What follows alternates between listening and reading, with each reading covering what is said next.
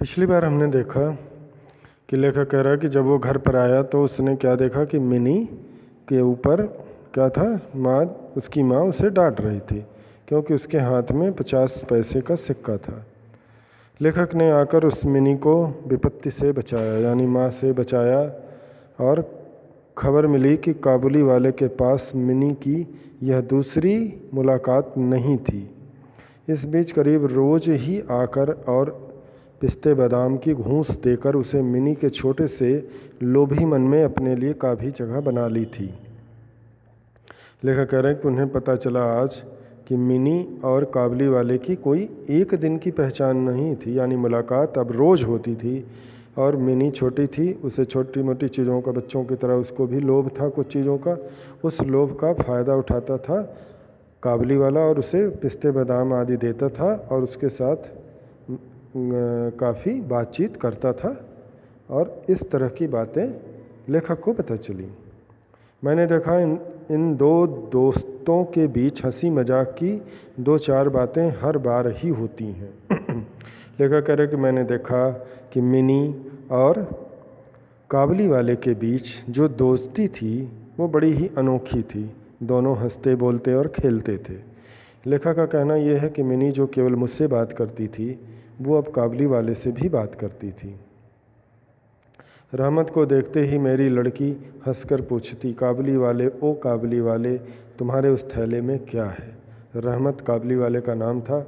जब भी रहमत को मिनी देखती तो उसके मन में ये विचार आता कि इसके थैले में कोई न कोई कुछ बच्चे छुपे होंगे, जैसा लेखक ने पहले बताया।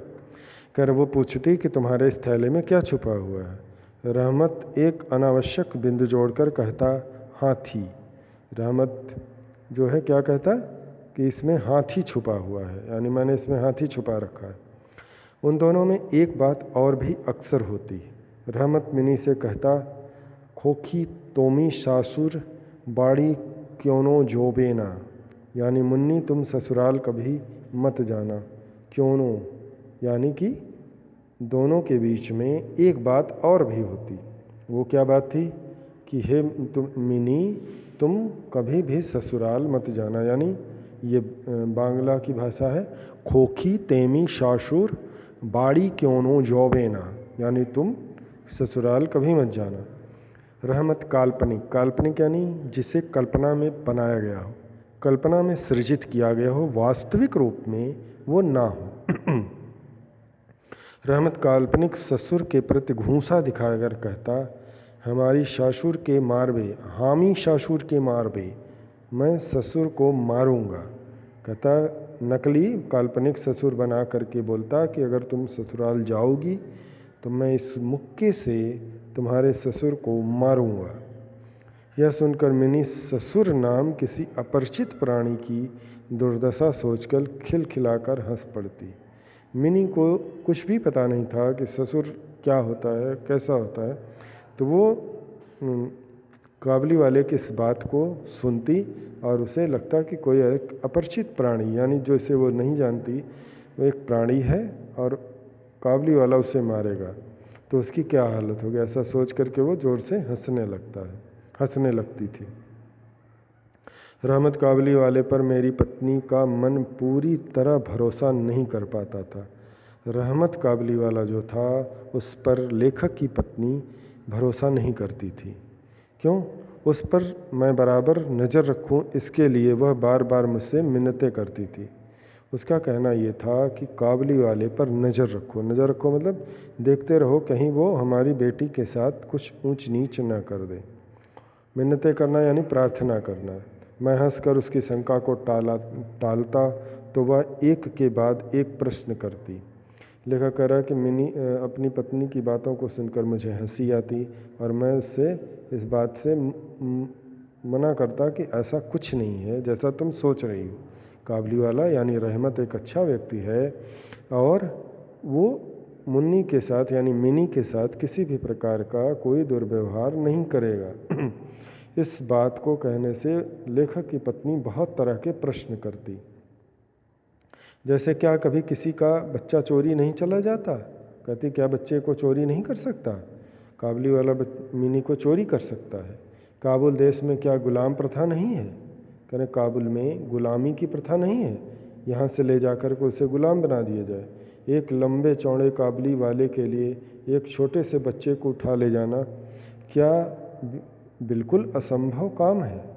कहती कि ये काबुली वाला इतना लंबा चौड़ा तगड़ा व्यक्ति है और ये मिनी इतनी छोटी सी है, इसको ये तो उठा कर ले जाएगा और वहाँ ले जा कर के गुलाम बना लेगा। ऐसा बोला। मुझे कहना पड़ा कि बात असंभव ही नहीं बल्कि अविश्वसनीय है। अविश्वसनीय यानी जिस पर विश्वास ना किया जा सके, असंभव यानी ऐसा कार्य जो कभी हो ही नहीं सकता।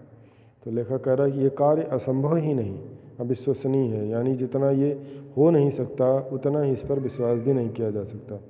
विश्वास करने की शक्ति सबकी एक जैसी नहीं होती, इसलिए मेरी पत्नी के मन में डर बना ही रहा। लेखक बता रहे हैं कि हर व्यक्ति का विश्वास की एक पैमाना होता है, हर व्यक्ति सभी कुछ पर विश्वास नहीं कर सकता। इसलिए लेखक की पत्नी का अविश्वास जो काबुली वाले पर थे वो लगातार बना ही रहा,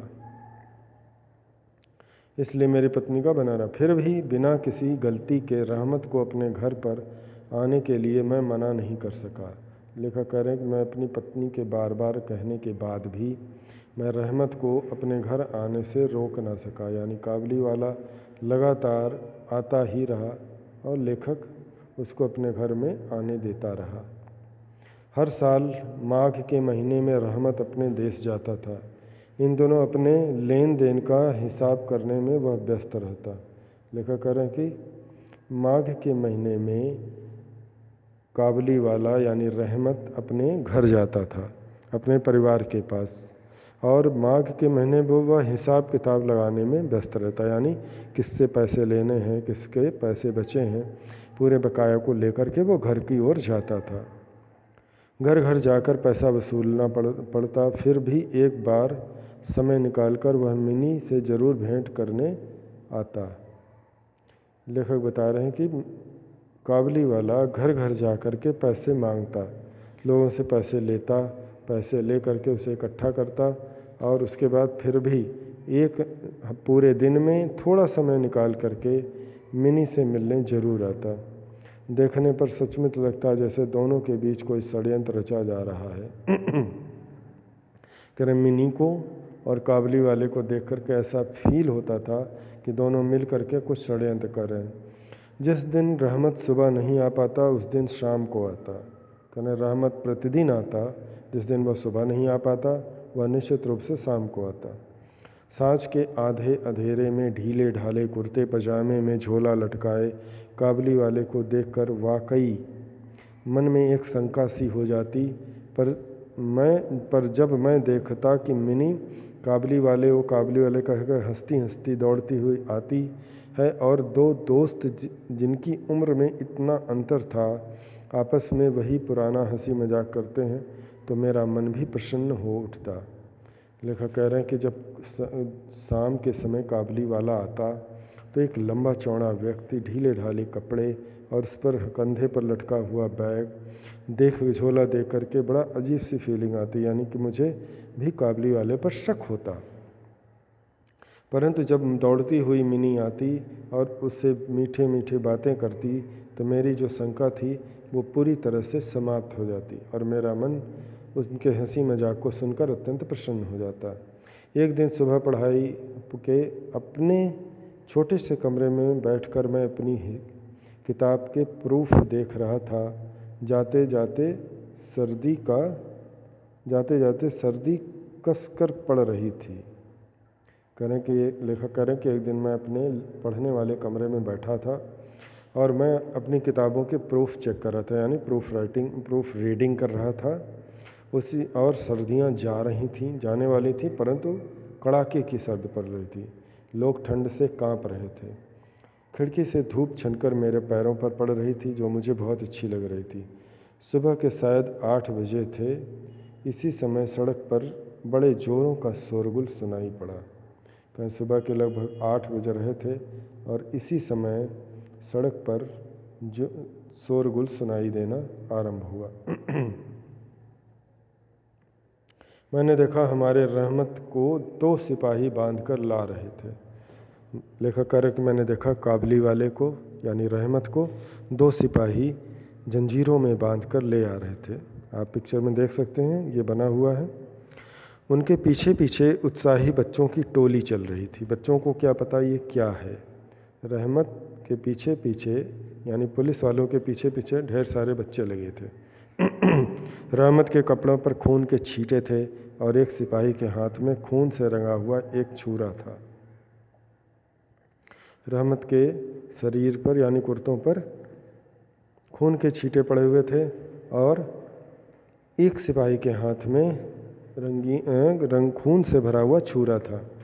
मैं कमरे के बाहर निकलकर सिपाही को रोका और पूछा, मामला क्या है। लेखक अपने कमरे से बाहर निकलता है और सिपाही से पूछता है कि आखिर क्या हुआ। कुछ सिपाहियों से और कुछ रहमत से सुनकर जो जान सका उससे मालूम हुआ कि हमारे ही एक पड़ोसी ने रामपुरी चादर खरीदने के लिए रहमत से कुछ रुपए उधार लिए थे। लेखक कह रहे कि मुझे सिपाही ने जो बताया और उसके साथ रहमत ने मुझे जो बताया उससे मैं ये समझ गया कि मेरे एक पड़ोसी ने रहमत से रामपुरी चादर खरीदने के लिए कुछ पैसे उधार लिए थे। बाद में वह उस कर्ज से मुकर गया। बाद में वह उसे पैसे देने से उसने मना कर दिया। उसने कहा कि मैंने तुमसे पैसे लिए ही नहीं। इस बात को लेकर पहले बहस हुई और फिर बात इतनी आगे बढ़ी कि गुस्से में आकर रहमत ने उसे पेट में छुरा घोंप दिया। कहना इस बात पर झगड़ा बहुत बढ़ गया।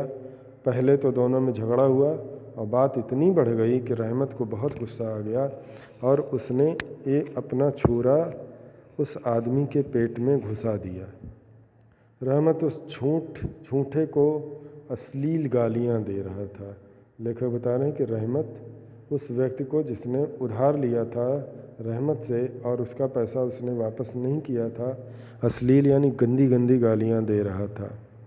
ठीक उस समय मिनी काबली वाले पुकारती दौड़ी हुई आई। लेखक कह रहा उसी समय मिनी भी दौड़कर आई। रहमत का चेहरा खुशी से खिल उठा। मिनी को देखकर रहमत बहुत खुश हुआ। आज उसके कंधे पर थैला नहीं था। लेखक बता रहे हैं कि आज रहमत के कंधे पर थैला नहीं था, इसलिए थैले से संबंधित मजाक आज नहीं हो पाया।